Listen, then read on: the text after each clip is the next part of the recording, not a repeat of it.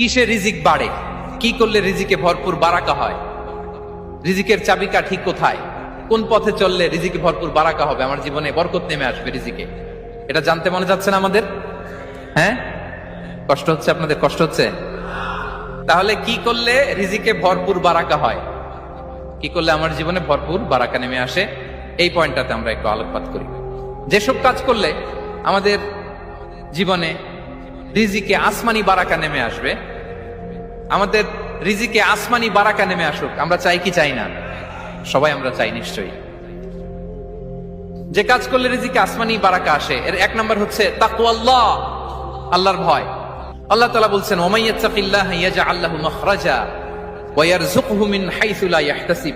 যে আল্লাহকে ভয় করে, যে আল্লাহ সচেতন, আল্লাহ তাকে মাখরাজ, মাখরাজ মানে কি জানেন? ওই যে এক্সিট লেখা না এদিকে, এই এক্সিটকে আরবিতে বলে মাখরাজ, মানে কোথাও আটকাবেন না, বের হওয়ার রাস্তা আছে, কোথাও আটকাবেন না, বের হওয়ার রাস্তা আল্লাহ তাআলা অ্যারেঞ্জ করে দিবেন। You will have the way out from crisis.